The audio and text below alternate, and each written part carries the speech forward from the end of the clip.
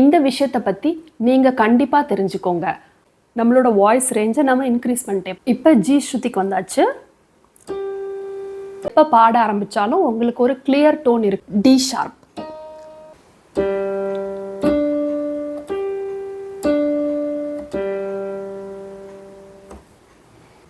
நீங்கள் வாய்ஸில் எந்த விதமான ஸ்ட்ரெயினும் இல்லாமல் எல்லா நோட்ஸையும் சரியாக ஸ்மூத்தாக பாடணும் அப்படின்னு ஆசைப்படுறீங்களா?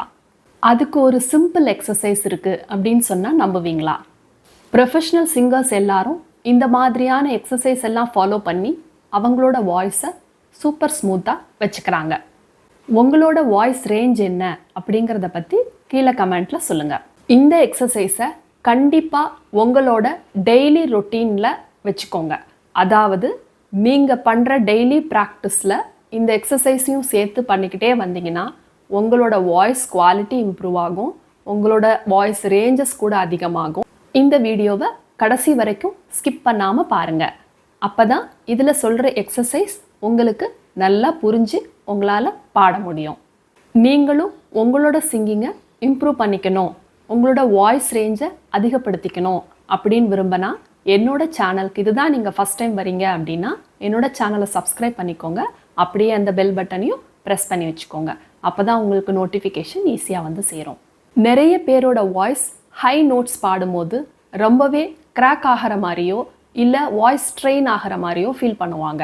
அதுக்கெல்லாம் இந்த எக்ஸசைஸ் தொடர்ந்து நீங்கள் பண்ணிக்கிட்டே இருந்தால் உங்களால் ஈஸியாக கான்ஃபிடெண்ட்டாக ஹை நோட்ஸ் எல்லாம் பாட முடியும். இந்த எக்ஸசைஸ் நம்மளோட த்ரோட்டுக்கு ஒரு நல்ல வார்ம்-அப் எக்ஸசைஸ். அதாவது நீங்கள் பாட போகிறீங்க அப்படின்னா இந்த எக்ஸசைஸ் நீங்கள் பண்ணிவிட்டு பாட ஆரம்பிக்கலாம். இல்லை உங்களோட டெய்லி ப்ராக்டிஸ் ரொட்டீனில் இது வச்சுக்கலாம். அதாவது வெறுமனே சா அண்ட் பா ரெண்டு ஸ்வரத்தை மட்டும்தான் நம்ம யூஸ் பண்ணி பாடுறோம். ஆனால் உங்களோட லோயர் வாய்ஸ்லேருந்து ஹையர் வாய்ஸ் வரைக்கும் நம்மளை அறியாமலேயே நம்மளோட வாய்ஸ் ரேஞ்சை நம்ம இன்க்ரீஸ் பண்ணிட்டே போகிறோம். எங்கே உங்களுக்கு ஸ்ட்ரகிளாக ஃபீல் பண்ணுறீங்களோ அங்கே ஸ்டாப் பண்ணிக்கோங்க.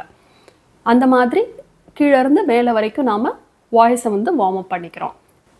இப்போ இந்த எக்ஸசைஸை நீங்கள் கோல்டுலேருந்து ரெக்கவர் ஆகிறீங்க, கோல்டுனால உங்களால் சரியாக பாட முடியாமல் இருக்குது, அப்புறமா நீங்கள் கோல்டெல்லாம் முடிச்சு ரெக்கவர் ஆகிட்டு நீங்கள் வந்து பாட ஆரம்பிக்கிறீங்க அப்படின்னா இந்த எக்ஸசைஸ் நீங்கள் பண்ணலாம். ஸோ பண்ணால் உங்களுக்கு அந்த வாய்ஸ் ரேஞ்ச் வார்ம் அப் வந்து கிடைக்கும். ஒரு ஸ்ருதிலையும் நாம் செஞ்சு பார்க்கணும். அதாவது இப்போ உங்களால் எந்த அளவுக்கு லோ வாய்ஸில் பாட முடியுமோ அந்த ஸ்ருதியை ஃபஸ்ட்டு எடுத்துக்கிட்டு அதில் ஃபஸ்ட்டு சா அண்ட் பா, அதாவது உங்களோட ஆதார சட்ஜமம் அண்ட் பஞ்சமம் அந்த நோட்டை நீங்கள் கனெக்ட் பண்ணி பாடணும். அதுக்கப்புறம் அடுத்த ஸ்ருதியில் இதே மாதிரி உங்களால் எந்த அளவுக்கு ஹையில் பாட முடியுமோ அந்த அளவுக்கு பாடணும். அதாவது இப்போ நான் ஈ ஸ்ருதி எடுத்திருக்கேன், அதில் வரக்கூடிய சா அண்ட் மிடில் பா அதை ரெண்டையும் கனெக்ட் பண்ணி பாட போகிறோம். இதோட சா, இதோட பா. இப்போ இது ரெண்டையும் கனெக்ட் பண்ணி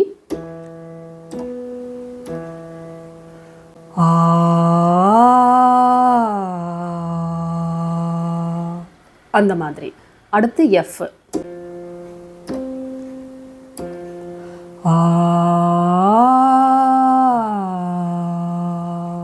அந்த மாதிரி. இப்போ எஃப் ஷார்ப்,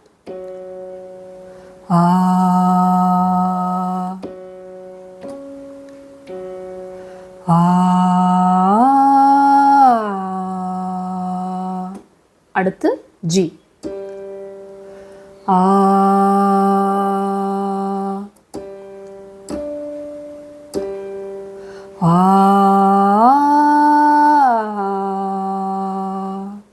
இந்த விஷயத்தை பற்றி நீங்கள் கண்டிப்பாக தெரிஞ்சுக்கோங்க.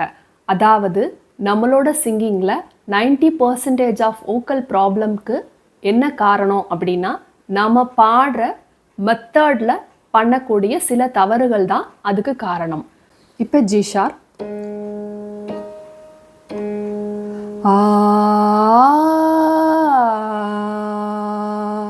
இப்போ ஏ ஸ்ருதி,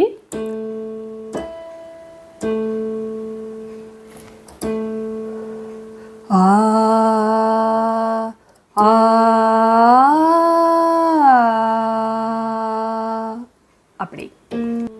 ஆ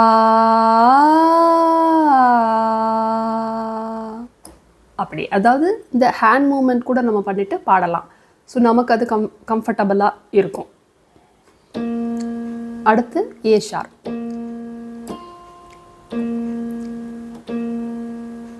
ஆ ஆ அப்படி.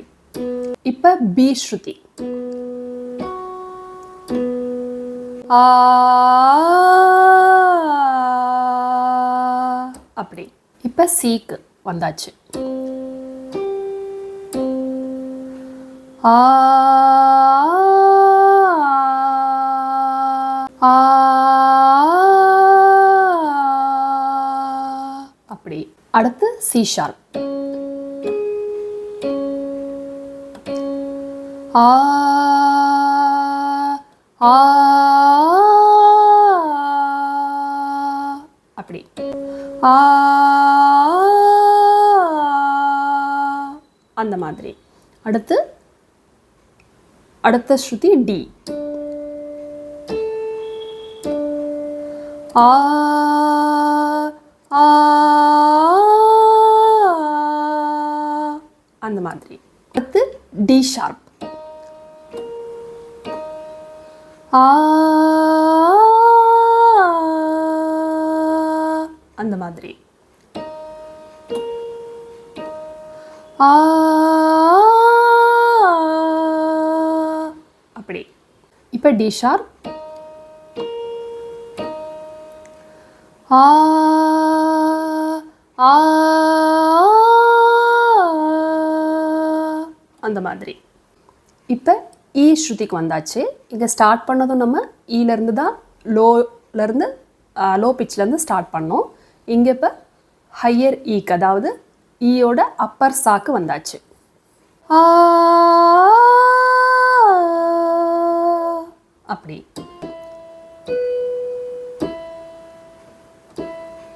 ஆ அடுத்து எஃப். ஆ அப்படி. அடுத்து எஃப் ஷார்ப். ஆ அப்படி. இப்போ ஜி ஸ்ருதிக்கு வந்தாச்சு.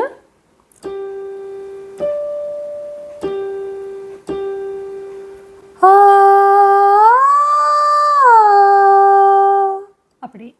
அடுத்து ஜி ஷார்ப்.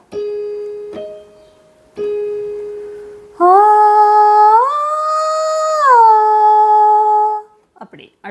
அடுத்து ஏ ஸ்ருதி.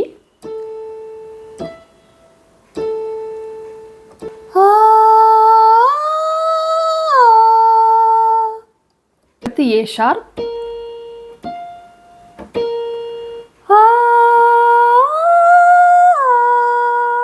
அடுத்து பி.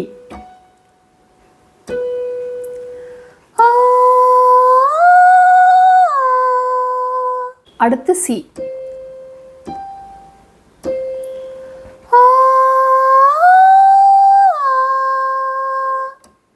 அவ்வளோதான். இது போக போக நமக்கு கொஞ்சம் ஹெட் வாய்ஸ் நம்ம யூஸ் பண்ணாதான் நம்மளால் அந்த நோட்ஸை ரீச் பண்ண முடியும். ஆனால் இது ஒரு நல்ல ப்ராக்டிஸ். லோயர் ஸ்ருதியிலேருந்து அப்படியே ஒரு ரேஞ்சாக நம்மளோட ரேஞ்சஸ் வந்து இன்க்ரீஸ் ஆகிட்டே இருக்கும். ஸோ இதுக்குள்ளே உங்களோட வாய்ஸ் வந்து வார்ம் அப் ஆகும். இதே மாதிரி ஃபஸ்ட்டு 4 ஸ்வரம் சரி காமா கரிசா அப்படிங்கிறத மட்டும் வச்சு எப்படி வந்து வாய்ஸ் ரேஞ்சை இம்ப்ரூவ் பண்ணிக்கலாம் அப்படிங்கிறத பற்றி நான் ஏற்கனவே ஒரு வீடியோவில் சொல்லியிருக்கேன். அதோட லிங்க்கை நான் ஃபஸ்ட் கமெண்ட்டில் கொடுக்குறேன். நீங்களும் போய் பார்த்து செக் பண்ணுங்கள். இதை நீங்கள் ரெகுலராக பண்ணினீங்கன்னா உங்களோட வாய்ஸில் நல்ல இம்ப்ரூவ்மெண்ட் பார்க்கலாம். நீங்கள் எப்போ பாட ஆரம்பித்தாலும் உங்களுக்கு ஒரு கிளியர் டோன் இருக்கிற மாதிரி உங்களுக்கு தெரியும். இதை நீங்கள் ரெகுலராக பண்ணினீங்கன்னா உங்களோட வாய்ஸில் நல்ல இம்ப்ரூவ்மெண்ட் பார்க்கலாம். நீங்கள் எப்போ பாட ஆரம்பித்தாலும் உங்களுக்கு ஒரு கிளியர் டோன் இருக்கிற மாதிரி உங்களுக்கு தெரியும். இப்போ இந்த எக்ஸசைஸை சாலேருந்து மிடில் பா வரைக்கும் பண்ணணும். இதையே அப்பர் சாலேருந்து மிடில் பா, அதாவது மேலேருந்து கீழே வர மாதிரி நாம் ப்ராக்டிஸ் பண்ணலாம். இல்லை லோயர் சாவையும் அப்பர் சாவையும் கனெக்ட் பண்ணுற மாதிரி ப்ராக்டிஸ் பண்ணலாம். இதில் நிறைய இந்த சைரன் மாதிரியான எக்ஸசைஸு அந்த மாதிரியெல்லாம் சொல்லுவாங்க. ஸோ அதையும் நம்ம ப்ராக்டிஸ் பண்ணி பார்க்கலாம்.